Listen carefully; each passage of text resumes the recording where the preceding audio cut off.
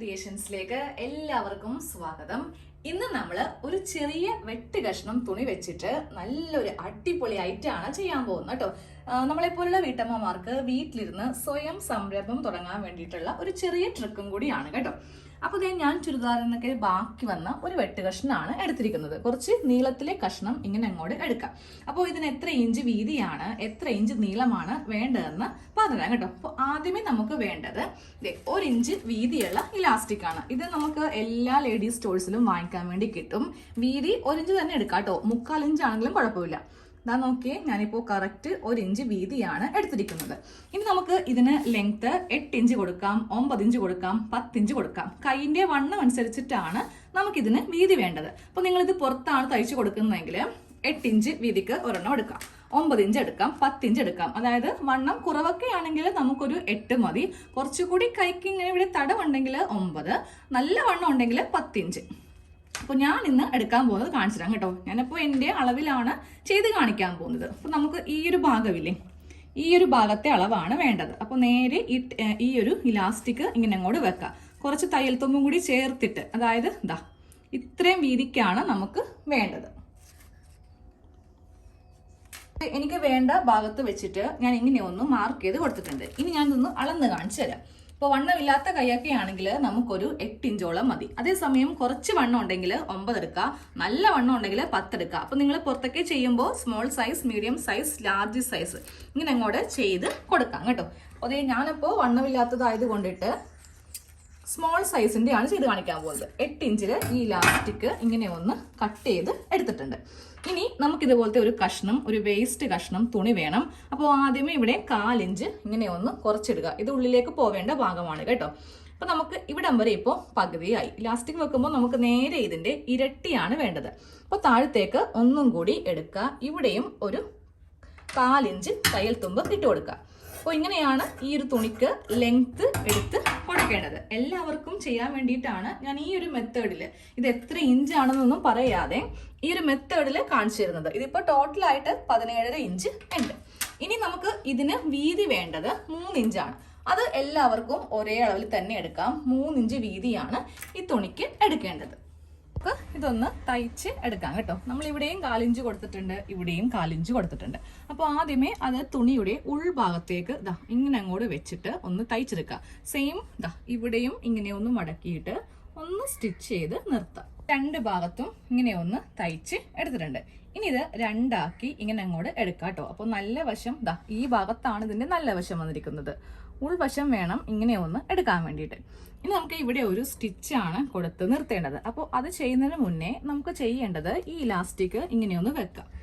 Correct ഇതിന്റെ വീതിക്കാണ് നമുക്ക് തയ്ക്കേണ്ടത്. അപ്പോൾ ഞാൻ വെച്ചിരിക്കുന്നത് കണ്ടില്ലേ, ഒരു പൊടിക്ക് മാത്രം ഇങ്ങനെ അങ്ങോട്ട് വെക്കാം. ഇല്ലെങ്കിൽ ഇതിന്റെ അകത്ത് കൂടെ നമുക്ക് ഈ ഇലാസ്റ്റിക് കടന്ന് കിട്ടാൻ വേണ്ടി നല്ല പ്രയാസമായിരിക്കും.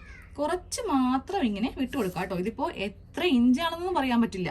1/4 ഇഞ്ചിന്റെ പകുതിയേ വരത്തുള്ളൂ. ഇനി വേണമെങ്കിൽ നമുക്ക് ഇവിടെ ഇങ്ങനെ ഒരു ചോക്കിന് വരച്ചിട്ട് നമുക്ക് ഇതിന്റെ മീതെ, ചോക്കിനേലും നല്ലത് നല്ല ഷാർപ്പുള്ള പെൻസിലോ അല്ലെങ്കിൽ സ്കെയിലോ ആയിരിക്കും. എന്താ ഞാനിപ്പോൾ ഈ ലൈൻ വരച്ചിട്ട് കണ്ടില്ലേ, ഈ അളവിൽ വെച്ചിട്ട് വേണം അറ്റം വരെ അങ്ങോട്ട് തയ്ച്ച് കൊടുക്കാനായിട്ട്. തയ്ച്ച് കഴിയുമ്പോൾ നമുക്ക് ഇത് കുറച്ച് തുണി ഉള്ളിലൊന്ന് കട്ട് ചെയ്യാം. ഇല്ലെങ്കിൽ ഇങ്ങനെ ഉള്ളിൽ കുറേ വണ്ണമായിട്ട് ഇങ്ങനെ അങ്ങോട്ട് നിൽക്കും കേട്ടോ. പറ്റ വെച്ചിട്ട് ഇങ്ങനെ ഒന്ന് കട്ട് ചെയ്ത് അങ്ങോട്ട് മാറ്റിയെടുക്കാം. ഇനി നമുക്കിതൊന്ന് തിരിച്ചെടുക്കണം. ഞാനൊരു സ്ക്രൂ ഡ്രൈവർ വെച്ചിട്ട് ഇതൊന്ന് തിരിച്ചിങ്ങനെ ഒന്ന് എടുക്കുവാണ്. അതായത് നല്ല വശം ഇതിൻ്റെ മീതിയേക്ക് ഇങ്ങനെ അങ്ങോട്ട് വരുത്തിയിട്ടുണ്ട്. ഇങ്ങനെ വേണം ഈ തുണി ഒന്ന് എടുക്കാൻ വേണ്ടിയിട്ട്. അതായത് സ്റ്റിച്ച് ഇങ്ങനെ സെന്ററിലാക്കുക കേട്ടോ. ഇതാണ് നമ്മളുടെ നല്ല വശം. നല്ല വശത്ത് സ്റ്റിച്ച് സാധാരണ നമ്മൾ ഇങ്ങനെ എടുക്കുമ്പോൾ ഇതിങ്ങനെ സൈഡിലാക്കി വെക്കില്ലേ, നേരെ അങ്ങനെയല്ല. ഈ സെന്റർ ഭാഗത്ത് വേണം ഇതിങ്ങനെ വെച്ച് കൊടുക്കാൻ വേണ്ടിയിട്ട്. ഇനി ഈ ഇലാസ്റ്റിക്കിൽ ഒരു പിന്ന് കൊത്തിയിട്ട് നമുക്ക് ഈ ഒരു ഗ്യാപ്പിലൂടെ ഒന്ന് കടത്തി കൊടുക്കാം. അതാ പിന്നിങ്ങനെ വെച്ചിട്ട് നമുക്കിതിലൂടെ ഒന്ന് കടത്താം.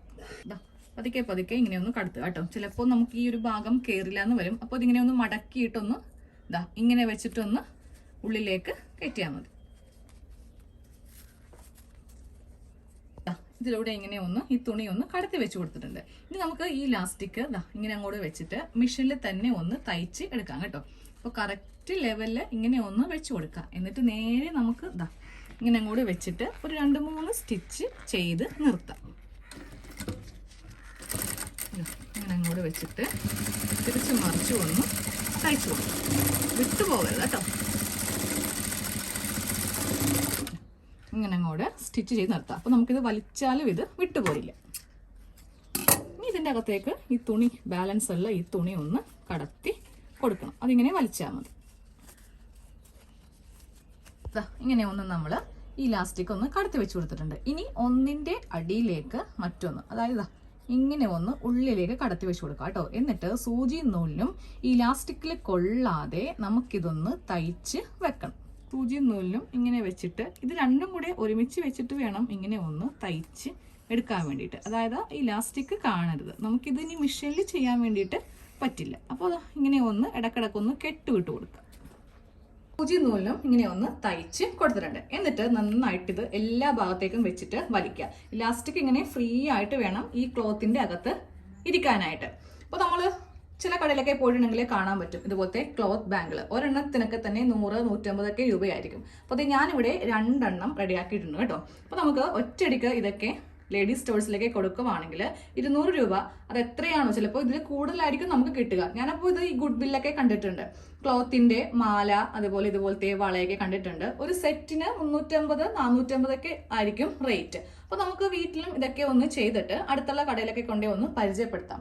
അവർക്ക് ഇഷ്ടപ്പെടുവാണെങ്കിൽ നമുക്കിത് ഇഷ്ടംപോലെ ഉണ്ടാക്കി കൊടുക്കാമല്ലോ. ഇതാ നമ്മളെ കയ്യിൽ ഇങ്ങനെ അങ്ങോട്ട് വെക്കുകയും ചെയ്യാം. അപ്പം നമ്മൾ ഇടുന്ന ചുരിദാറിന്റെ മാച്ച് ആയിട്ടുള്ള വളയൊക്കെ നമുക്ക് വീട്ടിൽ തന്നെ കുട്ടികൾക്കൊക്കെ ഒന്ന് ചെയ്ത് കൊടുക്കാം കേട്ടോ. എനിക്കിത് കുറച്ച് ലൂസാണ്. കറക്റ്റ് അളവ് ഇതാണ്. അപ്പോൾ ഞാൻ ഒരെണ്ണം സ്മോളും ഉണ്ടാക്കിയിട്ടുണ്ട്, ഒരെണ്ണം മീഡിയം ഉണ്ടാക്കിയിട്ടുണ്ട്. നമുക്ക് കുറച്ചുകൂടി വീതി കൂട്ടിയെടുക്കുവാണെങ്കിൽ ലാർജ് സൈസ് ഒക്കെ ഉണ്ടാക്കിയെടുക്കാം. കുട്ടികൾക്കാണെങ്കിൽ ഒരു 5 ഇഞ്ച് ലെങ്ത് ഇലാസ്റ്റിക്കിന് എടുത്താലും മതി.